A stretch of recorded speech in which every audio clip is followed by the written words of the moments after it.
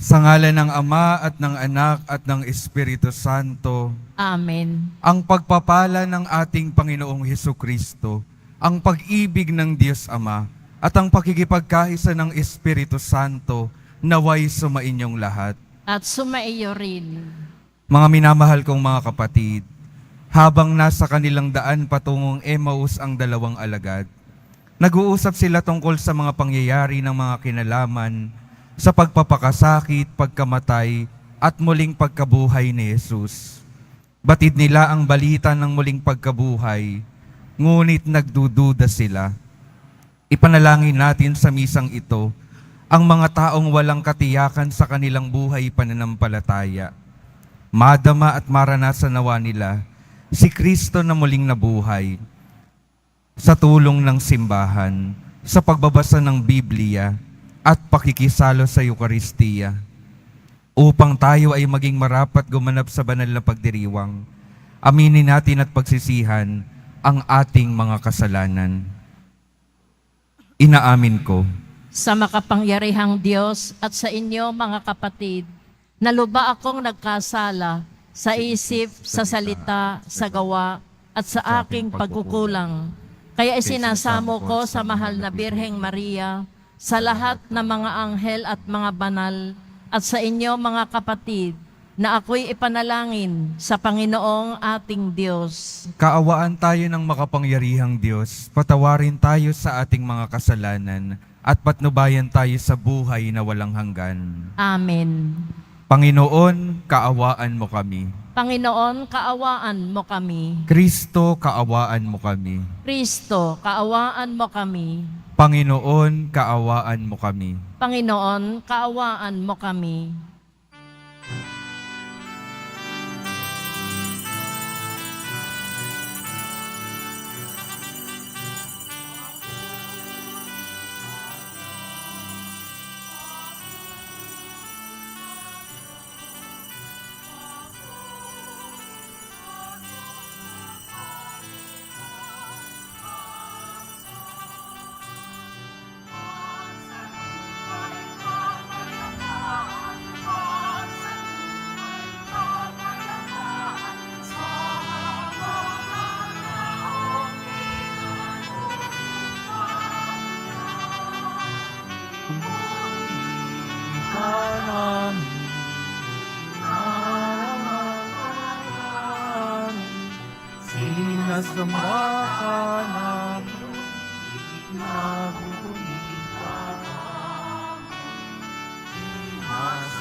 Salamatan ka namin.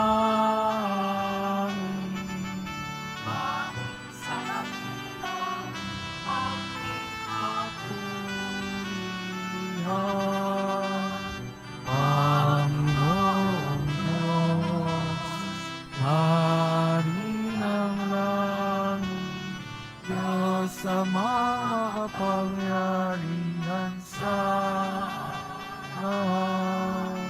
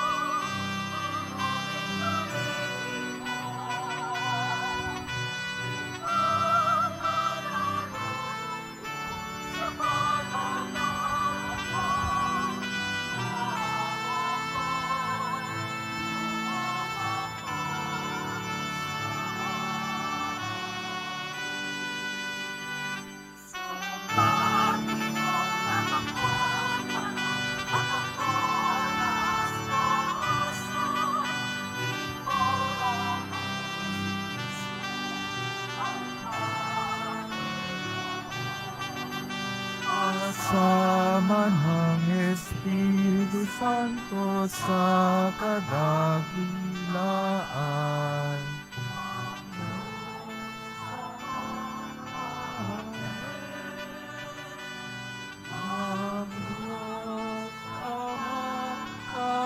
Amen. Papuri sa Diyos. Papuri sa Diyos. Papuri sa Diyos sa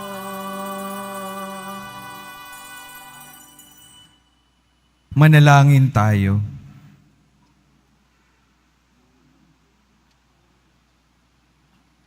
Ama naming makapangyarihan, lagi nawang magalak ang iyong sambayanan sa pagkakataon ng bagong kalooban upang sa kadakilaang dulot ng pag-anib sa iyong angkan, ang araw ng pagkabuhay ay maging pag-asa sa pagdiriwang sa pamamagitan ni Hesukristo kasama ng Espiritu Santo magpasawalang hanggan. Amen.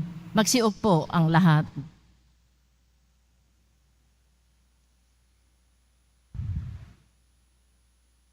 Pagbasa mula sa gawa ng mga apostol. Nung mga araw na iyon, sinabi ni Pedro sa mga tao, "Ang Diyos ni na Abraham, Isaac at Jacob, ang Diyos ng ating mga ninuno, ang nagbigay ng pinakamataas na karangalan sa kanyang lingkod na si Jesus. Ngunit siya'y ibinigay ninyo sa may kapangyarihan at itinakwil sa harapan ni Pilato. Ngayong ipinasya na nitong palayain siya, itinakwil ninyo ang banal at matuwid at isang mamamatay tao ang hiniling ninyong palayain. Pinatay ninyo ang pinagmumulan ng buhay. Ngunit siya'y muling binuhay ng Diyos at saksi kami sa bagay na ito. At ngayon, mga kapatid, batid kong hindi ninyo nalalaman ang inyong ginawa. Gayon din ang inyong mga pinuno. Ngunit sa ginawa ninyong natupad ang malaon ng ipinahayag ng Diyos sa pamamagitan ng mga propeta na ang Kristo'y kailangan magbata. Kaya't magsisi kayo at magbalik loob sa Diyos upang pawiin niya ang inyong mga kasalanan." Ang salita ng Diyos. Salamat sa Diyos. Poon, sami pasikatin, liwanag sa iyong piling. Poon, sami pasikatin ang liwanag sa iyong piling. Sagutin mo ako sa aking pagtawag, Panginoong Diyos na aking kalasag. Ikaw na humango sa dusakot hirap, ngayoy pakinggan mo sa aking mahabag. Poon, sami pasikatin ang liwanag sa iyong piling. Dapat mapagpuro ninyo at malaman na mahal ng poon akong kanyang hirang. Diniririnig niya sa pananawagan. Poon, sami pasikatin ang liwanag sa iyong piling. O Diyos, ang ligayang bigay mo sa akin, higit na di hamak sa galak na angkin. Nilang may maraming imbak na pagkain at iniingatang alak na inumin. Poon, sami pasikatin ang liwanag sa iyong piling. Sa aking paghimlay, ako'y mapayapa, pagkat ikaw, poon ang nangangalaga. Poon, sami pasikatin ang liwanag sa iyong piling.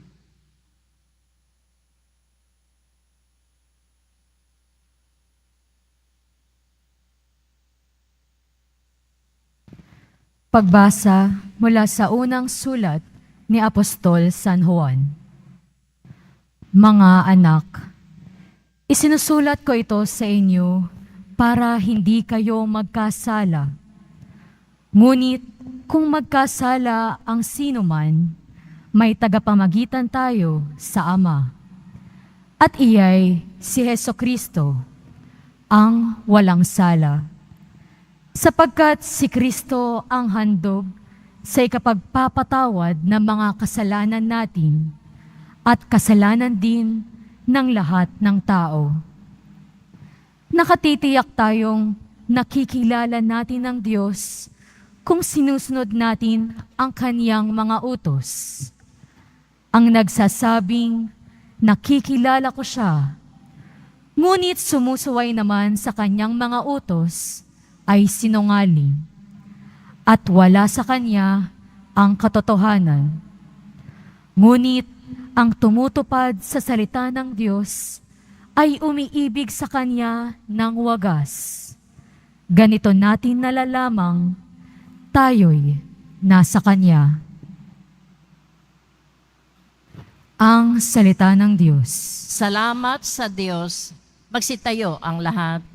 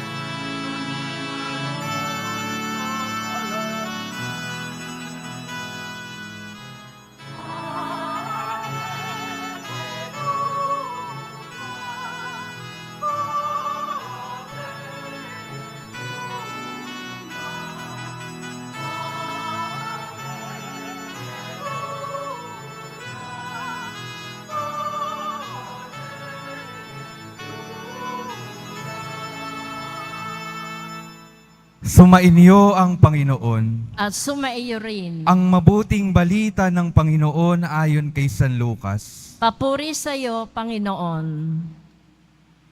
Noong panahong iyon, samantalang pinag-uusapan ng mga alagad kung paanong nakilala si Jesus sa paghahati-hati ng tinapay, si Jesus ay tumayo sa gitna nila.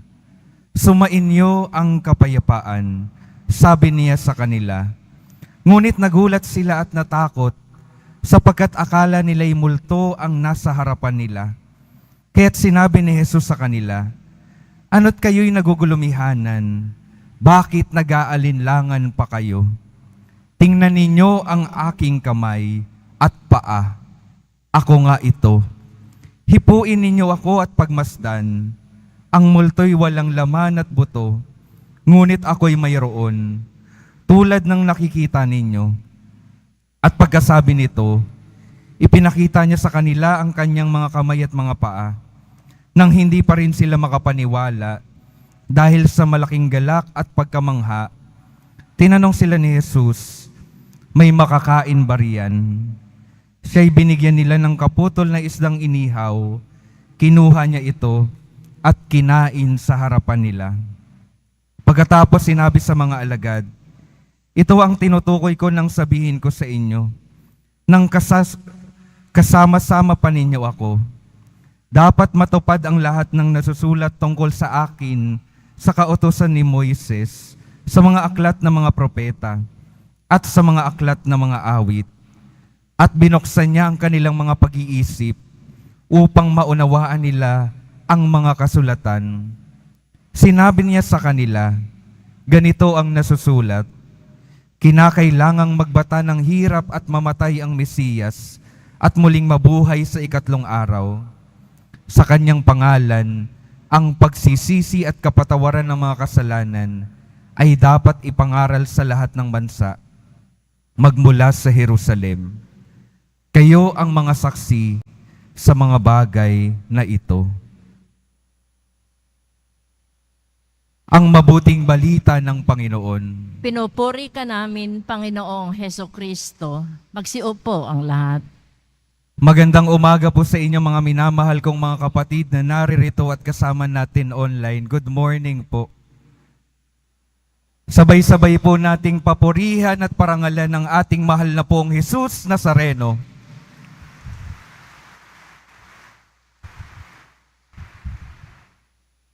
Pakingitian naman po yung mga katabi, pakisabi magandang umaga sa inyo.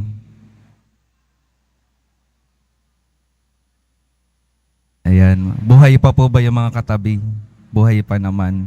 Sa atin pong ebanghelyo, nakita po natin, napakinggan natin, na yung mga alagad ng ating Panginoon ay natakot sa kanyang presensya. Bakit? Dahil akala po nila yung ating Panginoon ay isang multo. Pakitingnan nga po yung katabi. Mukha po bang multo? Hindi naman. Nakakita na ba kayo ng multo?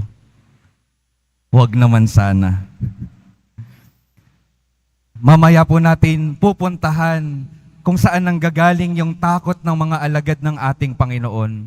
Ngayong linggo po, gusto kong simulan yung ating pagninilay sa pagpapaliwanag kung ano ba ang ibig sabihin ng Pasko. Dahil ngayong linggo ay pang-ilang linggo na po ng muling pagkabuhay. Pangatlo na po. Ang tawag po natin sa pagdiriwang ng mga panahon ngayon, Pasko ng muling pagkabuhay. Ang ibig sabihin po ng Pasko ay pagtawid. Pagtawid mula sa dating buhay patungo sa bagong buhay. At ito po yung inaalala ng mga Hudyo kapag pinagdiriwang nila ang Pasko, the Passover feast. Ang inaalala nila yung pagtawid nila mula sa pagiging alipin sa Ehipto papunta sa kalayaang ibinigay ng Panginoon. Tayo po, mas malalim din yung ating ipinagdiriwang na pagtawid. Simula pa lang nung unang linggo ng Pasko ng pagkabuhay, pinaalala na sa atin na yung ating pagtawid na dulot ng kamatayan at muling pagkabuhay ni Jesus, pagtawid mula sa kamatayan patungo sa buhay na walang hanggan. Nung ikalawang linggo, itinawid tayo ng Panginoon mula sa karumihan dulot ng kasalanan patungo sa kalinisan sa pamamagitan ng dakilang awa at habag ng ating Panginoon. At ngayong linggo, itinatawid niya tayo, pati na yung mga alagad, mula sa kanilang takot patungo sa kapayapaan. Takot patungo sa kapayapaan. Saan po ba nagmumula yung takot ng ating mga alagad? Yung mga alagad ng Panginoon. Nagmumula po yung takot nila sa kanilang pagkakasala din naman sa ating Panginoon. Natatakot sila na dahil sila ay nagtago, sila ay nang-iwan, sila ay tumalikod sa ating Panginoon. Baka pag muling bumalik yung ating Panginoon at ito nga nasa harapan na natin, ay tayo ay sumbatan at parusahan niya. Bakit din sila natatakot at naguguluhan? Kasi hindi rin nila naiintindihan, simula pa lang nung nakasama nila si Jesus hanggang sa kamatayan, yung kanyang dadanasin. Iba yung iniisip nila na Mesiyas. Akala nila yung Panginoon nakasama nila dahil siya ang manunubos. Akala nila hindi siya maghihirap, hindi siya magpapakasakit, hindi siya mamamatay. Kaya natatakot din sila. Dahil baka kung anong dinanas ng kanilang sinusundan ay maranasan din nila. Kaya anong ginawa ni Jesus upang maitawid sila mula sa kaguluhan ng pag-iisip at mga takot sa kanilang kalooban? Siya ay muling nabuhay at muling nagpakita sa kanila. At ano pong ginawa ni Jesus na napakahalagang hanggang ngayon ay ginagawa niya para sa atin? Kung titingnan po natin sa Ebanghelyo, yung isa po sa mga ginawa ni Jesus, nagtanong po siya kung may makakain ba kayo. May makakain ba ako na pwede niyong ibahagi sa akin? Hindi ho ba mga buhay lamang naman talaga ang nagugutom? At ano pong ipinapaalala at ipinapahayag ng paanyaya ng ating Panginoon na gusto niyang makikain kasalo kasama yung mga alagad. Yung ipinapahayag po noon na kahit na sila, yung mga alagad, ay nakagawa ng mali, handa pa rin si Jesus na tanggapin sila bilang kaibigan niya. Hindi ho ba tayo kapag mag-aayang kumain, hindi naman po tayo mag-aayang kumain sa mga kagalit po natin, hindi ho ba? Yung mga kaaway natin, hanggat maaari, iiwasan at iiwasan natin. Yung mga taong nakasakit sa atin, di ba, iiwasan at iiwasan din natin. Halimbawa na lang din sa isang pamilya, kapag may nagkakaroon ng tampuhan, hindi ho ba, hindi na rin nagsasabay-sabay na kumain sa isang hapag.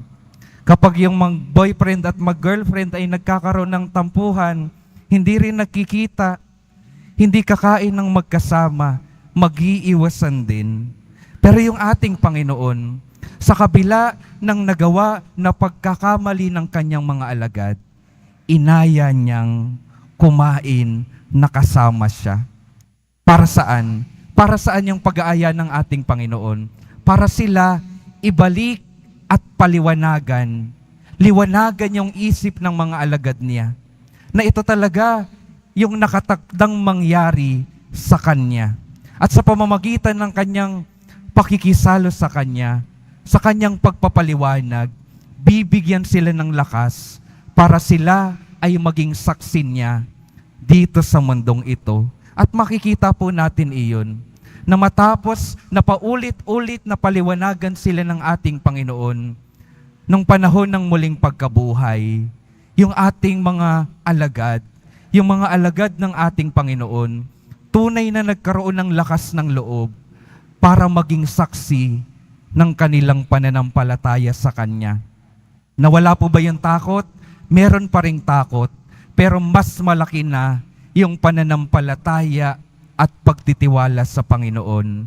Dahil kung anong naranasan ng Panginoon sa kabila ng mga paghihirap, alam nilang yun din ang kanilang raranasin kapag sila ay naging tapat sa pagiging saksi ng ating Panginoon. Kaya yung Panginoon po, saan niya po patuloy na pinapaliwanagan yung ating mga isip sa ating pagdiriwang ng Eucharistia, na kahit tayo makagawa ng mga pagkakamali, ayaw niyang itaboy tayo. Patuloy tayong tinatawag na pumunta sa Kanya linggo-linggo upang makinig ng Kanyang salita para tayo ay maliwanagan sa ating mga buhay, para tayo ay makalakad at malaman natin yung tamang direksyon.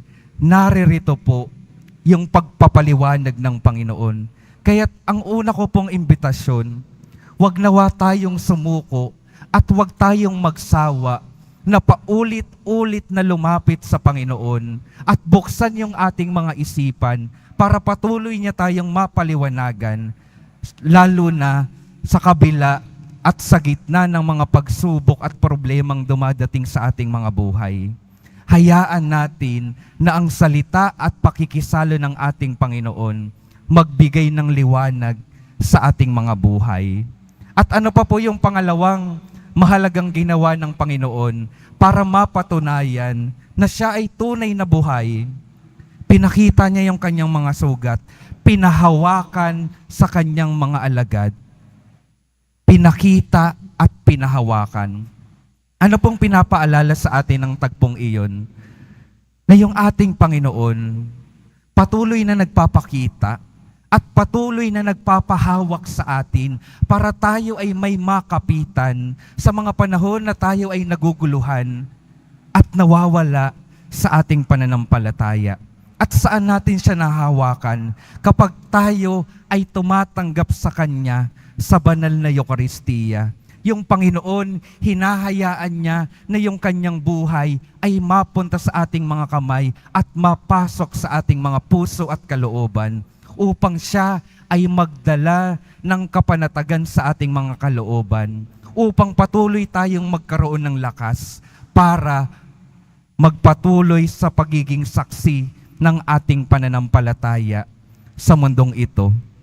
Kung titingnan po natin, yung dalawang ginawa ng Panginoon, dalawang ginagawa niya pa rin magpasa hanggang ngayon upang patuloy tayong samahan, upang patuloy tayong tulungan, at upang tayo'y gabayan habang tayo ay naglalakbay mula sa buhay na ito patungo sa buhay na walang hanggan. Dahil ang nais ng Diyos, tayo ay makatawid ng matiwasay mula dito patungo sa buhay na walang hanggan. Nais po ba nating makatawid? Amen. Ayaw niyo na po. Yun po yung paraan. Ito po ang paraan. Huwag nating pagsasawaan at huwag nating tatakbuhan, lalo na ang Eucharistia. Meron po minsan akong nabasa, may tanong po ang isang tao, sabi po niya, ano ba ang pinakamahalaga? Yung destinasyon o yung paglalakbay? The destination or the journey? At ang sagot sa kanya, nung kanyang tinanong, ang mahalaga ay ang ating mga kasama. The company that we have. Sasabihin ko po sa inyo, mahalaga po ang lahat ng iyon. Mahalaga na maging malinaw ang ating destinasyon, ang ating naisin sa buhay na ito na patutunguhan. Nawa ang bawat isa sa atin, pahalagahan ang destinasyon ng buhay na walang hanggan. Mahalaga ang destinasyon at mahalagang maging maliwanag ito. Napakahalaga rin ang paglalakbay ng journey dahil hindi natin mapapuntahan ang ating patutunguhan kung hindi tayo araw-araw naglalakbay patungo sa kabutihan at kaligtasan. At ang pinakamahalaga din, ikatlong mahalaga sa ating mga buhay ay yung ating mga kasama. Yung ating mga hinahayaan na maka-impluwensya sa ating mga buhay. Yung ating mga nakakasama araw-araw. Nawa ang pinakahayaan natin na samahan tayo habang tayo ay naglalakbay patungo sa ating patutunguhan ay walang iba kundi ang ating mahal na poong Jesus Nazareno. Araw-araw gusto tayong samahan ng Panginoon. Araw-araw naririyan siya. Nawa araw-araw magbukas tayo ng ating mga buhay para tayo ay magabayan at matulungan ng ating mahal na poong Jesus Nazareno. At nawa, ito po yung hamon sa bawat isa sa atin, na yung ating mga buhay maging pagsama ng ating mahal na poong Jesus Nazareno din sa buhay ng iba. Yung inyong mga presensya, maging presensya ng ating Panginoon na sumasama, dumadamay at gumagabay para tayong lahat makapagtulungan na mapuntahan ang ating patutunguhan. Walang iba kundi ang kalangitan, kung saan ang Diyos naghanda ng walang hanggang taanan para sa ating lahat, ngayon pa lamang hanggang sa wakas ng ating mga buhay. Amen. Magsitayo ang lahat.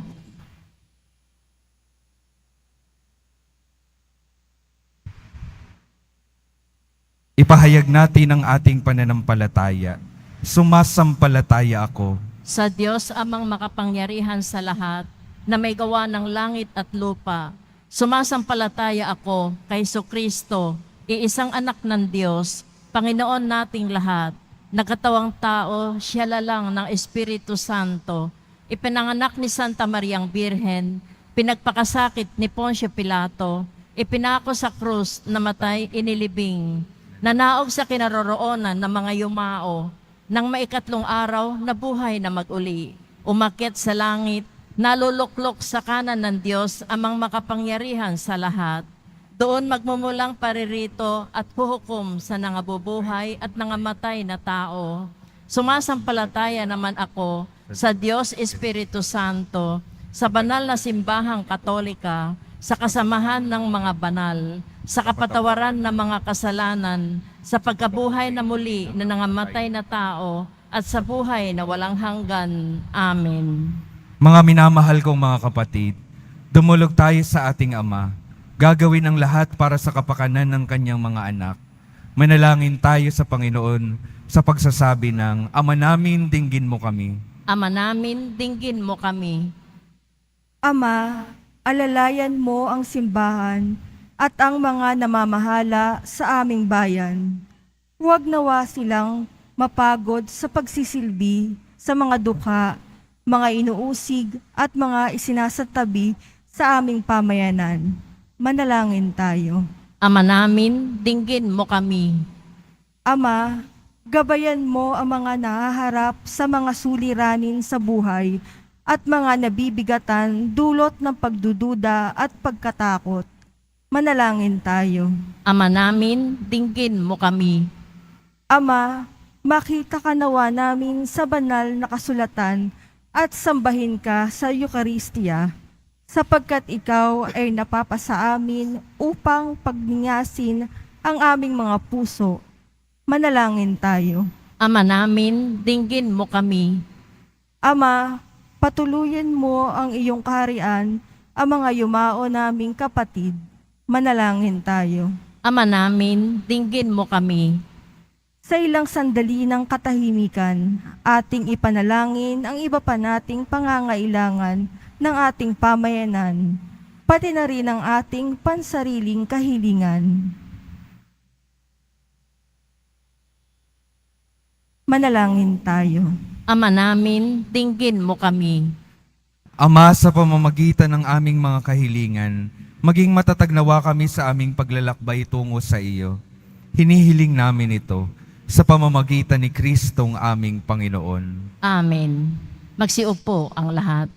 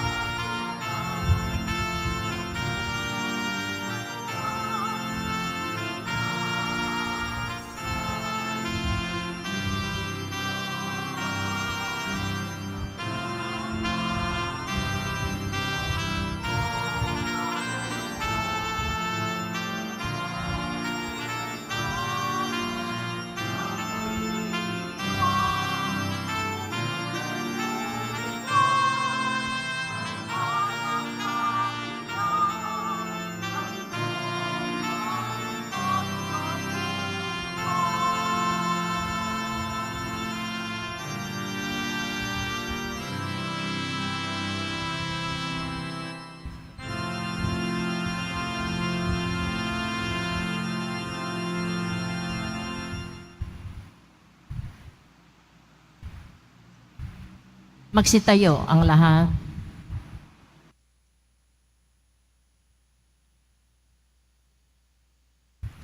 Manalangin kayo mga kapatid upang ang paghahain natin ay kalugdan ng Diyos Amang makapangyarihan. Tanggapin nawa ng Panginoon itong paghahain sa iyong mga kamay, sa kapurihan niya at karangalan, sa ating kapakinabangan at sa buong sambayanan niyang banal. Ama naming lumikha, tanggapin mo ang mga alay ng iyong sambayanang natutuwa, ang pagkabuhay ng iyong anak na niloob mong aming ikatawa ngayon, ay papagbungahin mo ng galak na mananatili sa amin habang panahon sa pamamagitan niya, kasama ng Espiritu Santo, magpasawalang hanggan. Amen. Sumainyo ang Panginoon. At sumaiyo rin, Itaas sa Diyos ang inyong puso at diwa. itinaas na namin sa Panginoon. Pasalamatan natin ang Panginoong ating Diyos. Marapat na siya ay pasalamatan. Ama naming makapangyarihan, tunay ngang marapat na ikaw ay aming pasalamatan. Ngayong ipinagdiriwang ang paghahain ng Mesiyas, ang maamong tupa na tumubos sa aming lahat. Naghahaing walang humpay, ang anak mong minamahal, upang magkasalo-salo ang tanan. Sa paging ng iyong buhay, hindi na mamamatay ang inihain sa krus. Ang sa krus ipinako'y buhay lagi bilang handog. Kaya kaisa ng mga anghel na nagsisiawit ng papuri sa iyo, nang walang humpay sa kalangitan, kami nagbubunyi sa iyong kadakilaan.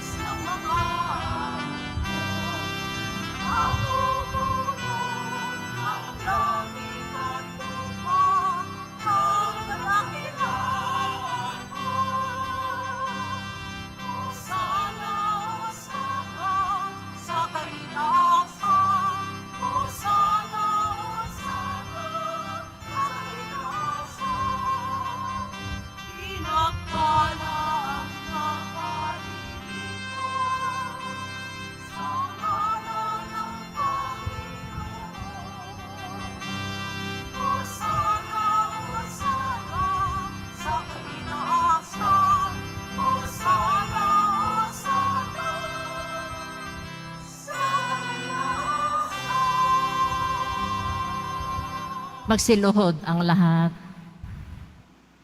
Ama naming banal, ikaw ang bukal ng tanang kabanalan. Kaya't sa pamamagitan ng iyong Espiritu, gawin mong banal ang kaloob na ito, upang para sa amin maging katawan at dugo ng aming Panginoong Hesu Kristo. Bago niya pinagtiis ang kusang loob na maging handog, hinawakan niya ang tinapay, pinasalamatan kanya, pinaghati-hati niya iyon, iniabot sa kanyang mga alagad at sinabi, "Tanggapin ninyong lahat ito at kanin. Ito ang aking katawan na ihahandog para sa inyo."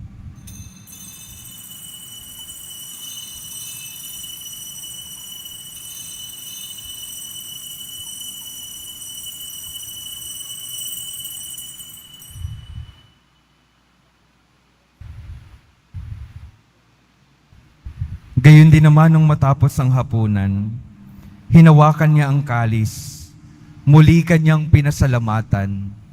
Iniabot niya ang kalis sa kanyang mga alagad at sinabi, "Tanggapin ninyong lahat ito at inumin. Ito ang kalis ng aking dugo, ng bago at walang hanggang tipan. Ang aking dugo na ibubuhos para sa inyo at para sa lahat, sa ikapagpapatawad ng mga kasalanan. Gawin ninyo ito sa pag-alala sa akin."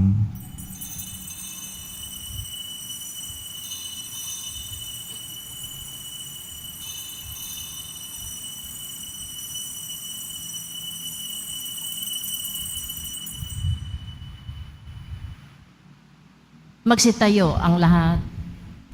Ipagbunyi natin ang misteryo ng pananampalataya.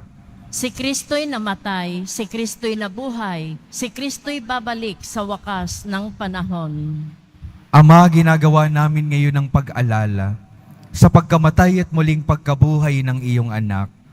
Kaya't iniaalay namin sa iyo ang tinapay na nagbibigay buhay at ang kalis na nagkakaloob ng kaligtasan. Kami nagpapasalamat dahil kami iyong minarapat na tumayo sa harap mo para maglingkod sa iyo. Isinasama namin kaming magsasalo-salo sa katawan at dugo ni Kristo ay mabuklod sa pagkakaisa sa pamamagitan ng Espiritu Santo. Ama, lingapin mo ang iyong simbahang laganap sa buong daigdig.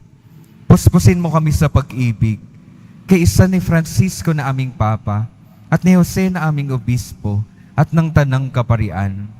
Alalahanin mo rin ang mga kapatid naming nahimlay nang may pag-asang sila'y muling mabubuhay. Gayon din ang lahat ng mga pumanaw.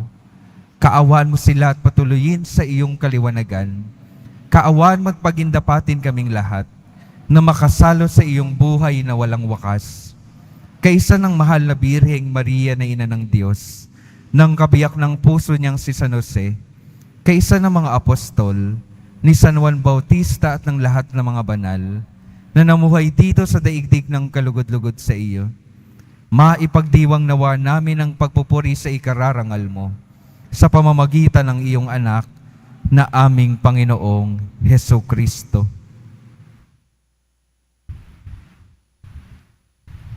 Sa pamamagitan ni Kristo, kasama niya at sa Kanya, ang lahat ng parangal at papuri ay sa iyo, Diyos Amang makapangyarihan, kasama ng Espiritu Santo, magpasawalang hanggan.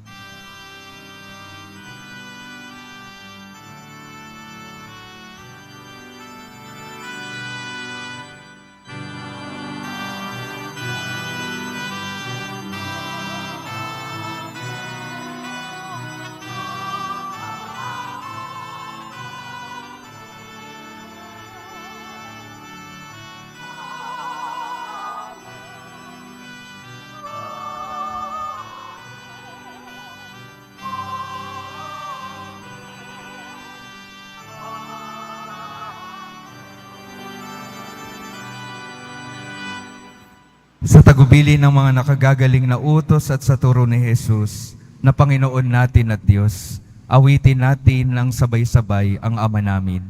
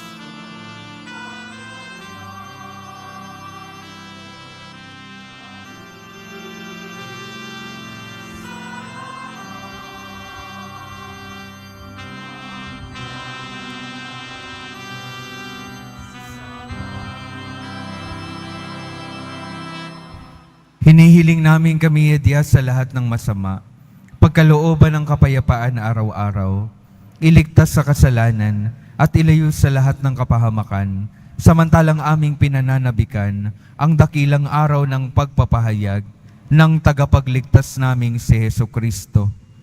Sapagkat iyo ang kaharian at ang kapangyarihan at ang kapurihan magpakailanman. Amen. Panginoong Hesukristo, sinabi mo sa iyong mga apostol, kapayapaan na ang iniiwan ko sa inyo, ang aking kapayapaan ang ibinibigay ko sa inyo. Tunghayan mo ang aming pananampalataya at huwag ang aming pagkakasala. Pagkalooban mo kami ng kapayapaan at pagkakaisa, ayon sa iyong kalooban, kasama ng Espiritu Santo, magpasawalang hanggan. Amen. Ang kapayapaan ng Panginoon ay laging sumainyo. At sumaiyo rin. Magbigayan kayo ng kapayapaan sa isa't isa.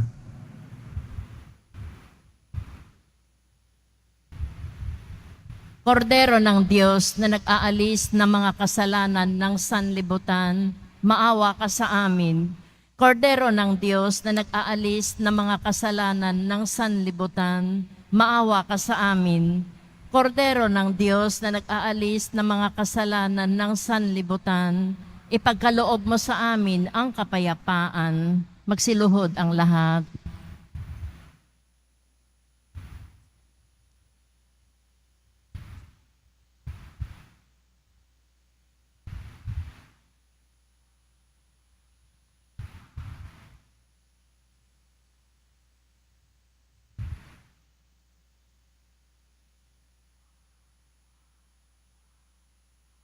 Ito ang kordero ng Diyos. Ito ang nag-aalis ng kasalanan ng sanlibutan. Mapalad ang mga inaaniyahan sa kanyang piging. Panginoon, hindi ako karapat-dapat na magpatuloy sa iyo, ngunit sa isang salita mo lamang ay gagaling na ako.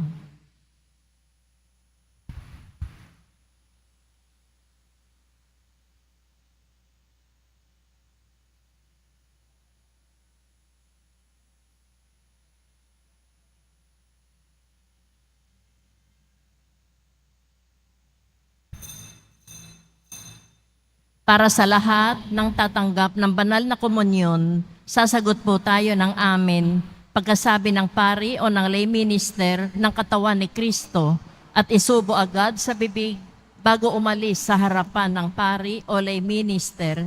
Sumunod po tayo.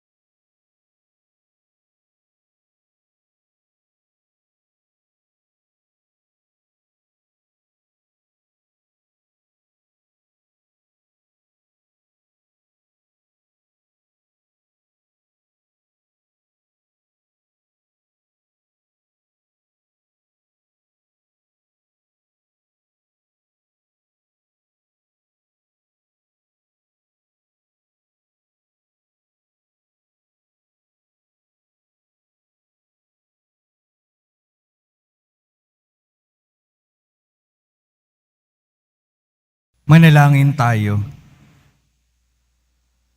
Ama naming mapagmahal, tunghayan mo at lingapin ang iyong sambayanan na minarapat mong makinabang sa piging na pang magpakailanman.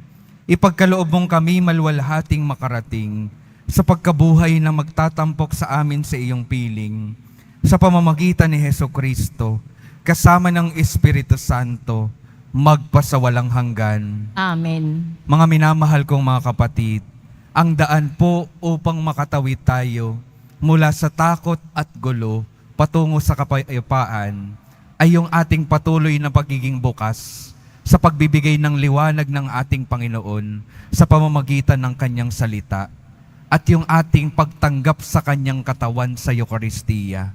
Kaya nawa, paulit-ulit at palagian natin siyang tanggapin sa ating isipan, sa ating puso, at sa ating mga buhay upang tunay niya tayong masamahan at magabayan patungo sa ating patutunguhan na Kanyang inihanda sa kalangitan.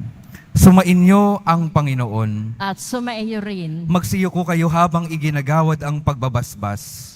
Ang Diyos na tumubos at kumukupo sa inyo, pakundangan sa pagkabuhay ni Hesukristo, ay siya nawang magpala sa inyo ng kaligayahang magpasawalang hanggan. Amen. Kayong pinagkalooban ng manunubos ng walang maliw na kalayaan at ay pagkamtinawa niya ng kanyang pamanang buhay na walang hanggan. Amen. Dahil kayo ay kaisa niyang bumangon mula sa kamatayan, pakundangan sa pananampalataya at binyag, kayo naway makantambal ng mga nasa kalangitan, pakundangan sa inyong mabuting pamumuhay, ngayon at magpasawalang hanggan. Amen. At pagpalain kayo ng makapangyarihang Diyos, Ama, Anak at Espiritu Santo. Amen. Humayo kayong mapayapa, taglay ang pag-ibig ng poong Jesus Nazareno. Salamat sa Diyos.